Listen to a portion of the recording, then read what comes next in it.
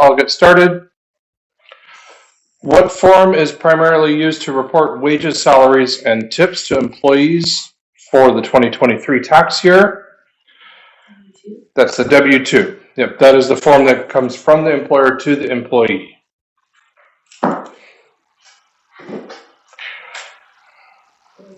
Yeah.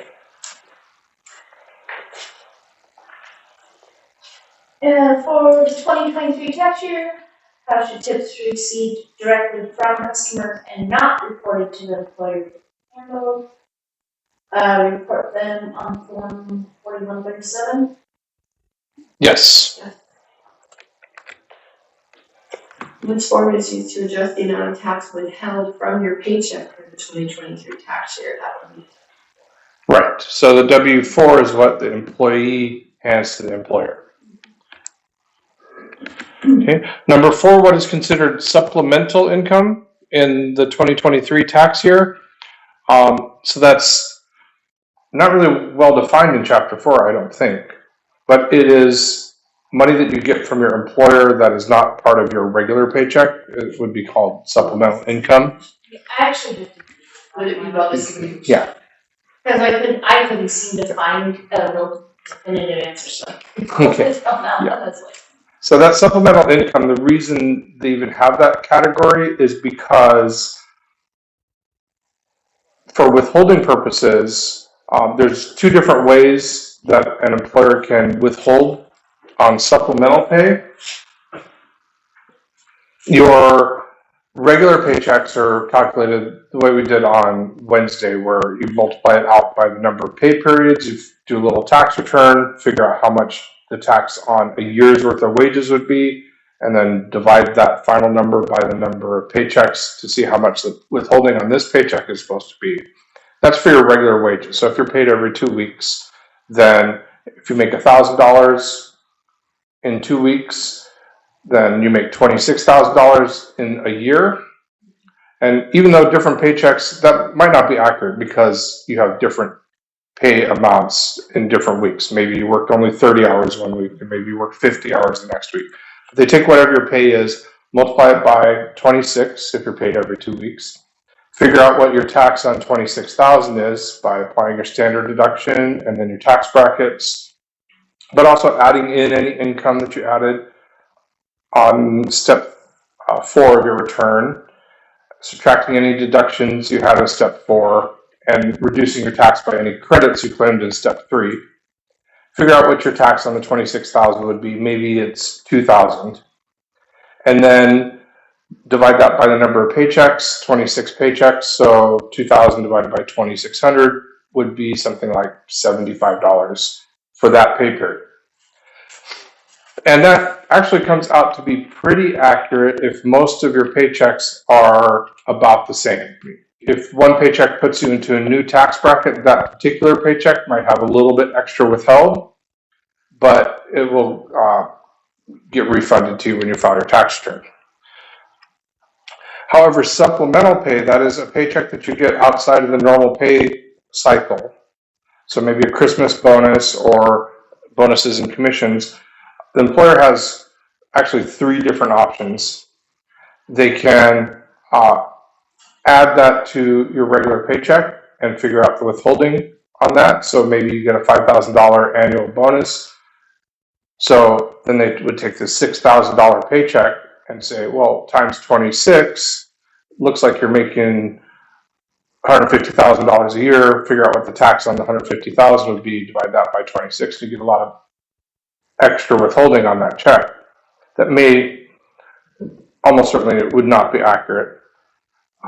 The second way that they can do that is they can withhold just a flat 22% of your supplemental pay, because that's one of the middle tax brackets. There's 10, 12, then 22%.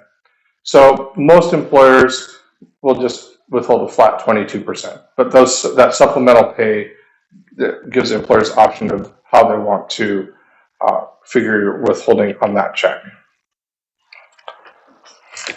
Let's see. For the 2023 tax year, which of the following is not subject to federal income tax withholding? Gifts from your employer under 25, Yes, that's correct. And I think it might have said 20 in the text and 25 in the quiz.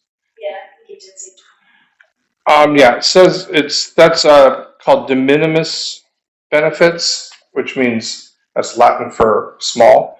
Uh, so if you get like a gift basket from your employer and its value is under a certain amount, then it's not taxable income.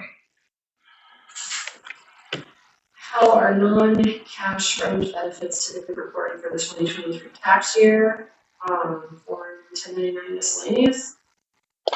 No, 1099 miscellaneous would is for people that aren't your employees. So 1099 miscellaneous you would get that money. You get 1099 miscellaneous from the state of Alaska for the permanent fund dividend. Okay, But if your employer pays you any taxable benefits, it should all be included on your W-2. so on the W-2. So it's the inbox. Okay. Number 7, what is the purpose of Form W4P for the 2023 tax year? And that is, it's just like a W4 except for the P at the end, which stands for pension. And that is to adjust withholding on your pension and annuity payments. This 6 I didn't even answer. Didn't know. In 2023, which income is not subject to Social Security and Medicare taxes? Interest income? Yes. Yep. So Social Security and Medicare tax is also known as payroll tax, and that is a tax that all employees pay or anybody that works. So that tax is only assessed on income you get from work. So interest is an type of unearned income, and that's not taxable for payroll tax. For the 2023 tax year, under what condition can an employee claim exemption from withholding on their W-4? According to the book, that's B, if they have no tax liability last year and expect none this year. That's correct. Yeah, so you would fill that out. There's not actually a spot for that on the W-4. Let me pull one of those up real quick.